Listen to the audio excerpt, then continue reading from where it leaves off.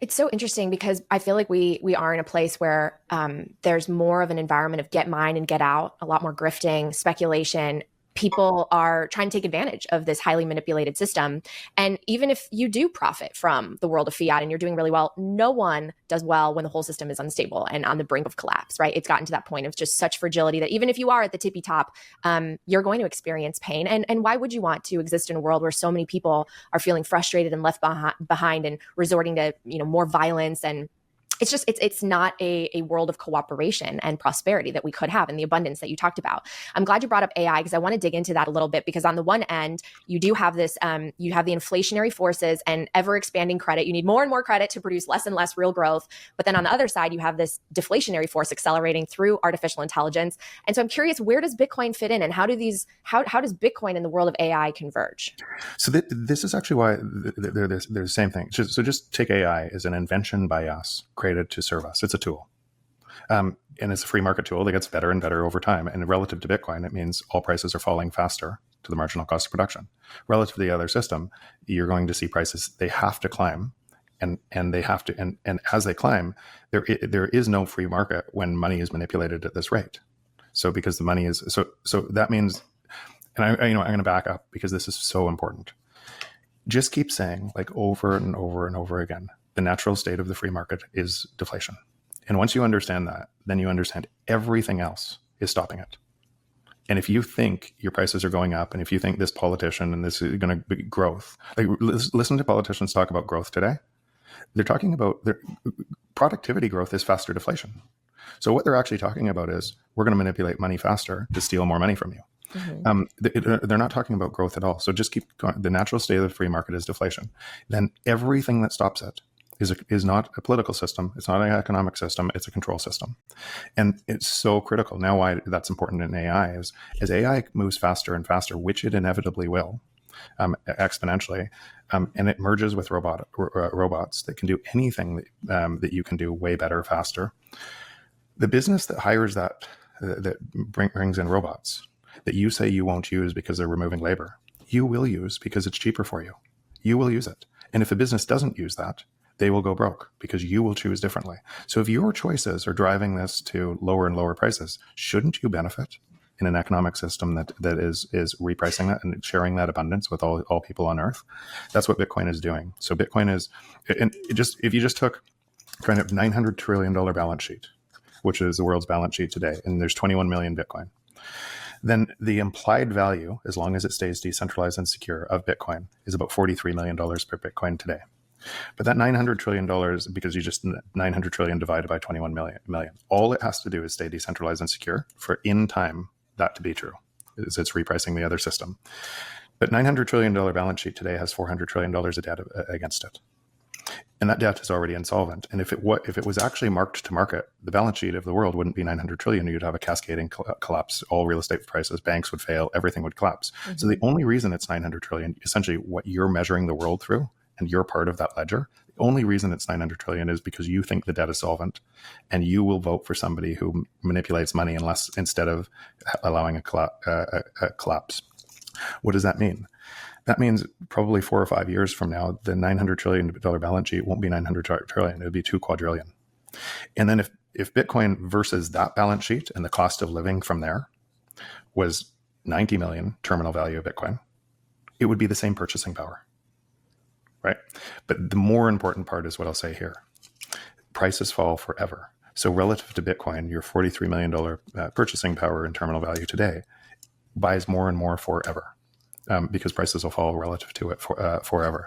So as a general case, if you just say, how much do I own of the ledger, the 900 trillion today, and make sure you own at least that in Bitcoin.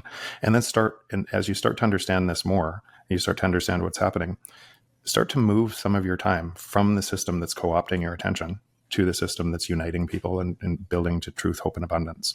And you'll find yourself more happier as you do that because it's consistent where we are going as a society.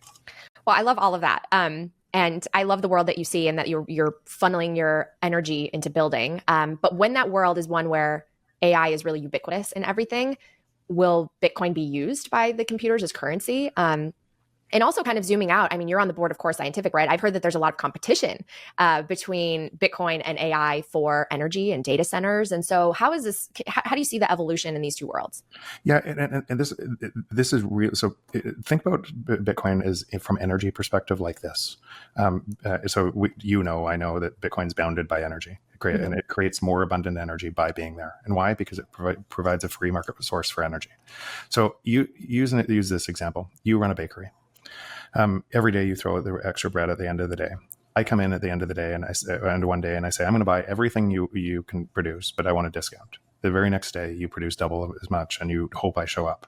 Then I buy it. Then I show up and I buy it all. The next day you buy 10 times, you create 10 times more bread. I buy it all. Next day, 100 times more bread. I buy it all.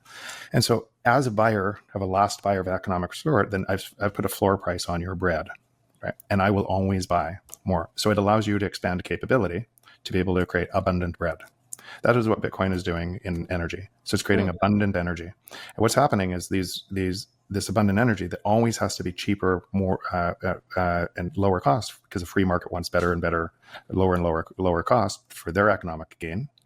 It decentralizes energy all over the world because it instead of a capital cost that doesn't have a base buyer, right? If you're building an energy plant, you now have somebody that will always buy anything extra in production. So you would, of course, integrate Bitcoin into energy production, and that's now distributing energy all over the world and creating abundant energy. And on the other side, the world is crazy short energy. But there's abundant energy on this planet. It's just an economic way to gain energy. And so now we have an economic model to gain energy that also that creates this rail to Bitcoin that is essentially bounded by energy, decentralizes it all over the world. And then you have AI, which is a high resource, high intensity energy usage that comes in and follows it on behind. Now you go in the geopolitical angle about energy, right? Or sorry, energy and AI is every country is going to want their AI models in their country. You're not going to want China or China's citizens aren't going to want theirs in databases in the US and vice versa. And this is going, so as Bitcoin decentralizes energy all over the world, in behind that, you're going to decentralize AI. Wow. So this is what in Core Scientific, this is essentially the strategy that we laid out, and the team is incredible in creating this in this strategy. And if you've seen the stock performance of it, it's just as a simple part of the strategy. They own their energy infrastructure because they understand, and they always have understood, how Bitcoin mining is synonymous with energy. Is Bitcoin a store of value or a currency or a network? Yeah, so it's all about it's protocol bounded by layer 1 is a protocol bounded by energy, and that's what you're calling the store of value. Layer 2 and layer 3 in Lightning and Fediment and are turning into a currency and a payment mechanism. And again, I'm gonna say something here that's important that I wasn't going to say on here because he's a friend, and I know he's a friend of yours too. But I think Michael Saylor is wrong here. On it just being a store of value, and if he's right on it just being a store of value, then what it means is then it will move. All that happened is U.S. went from gold to an oil-backed currency, the petrodollar system, to Bitcoin. And if that's all it looks like, and it doesn't become a payment medium of exchange, then it will be manipulated, and it'll be suppressed so that the theft can go on. Can you describe more? I mean, because I see and eventually move to a fiat, and it's almost more, but the store of value being maybe the more important property of Bitcoin. So I'm going to go from a different way into this then.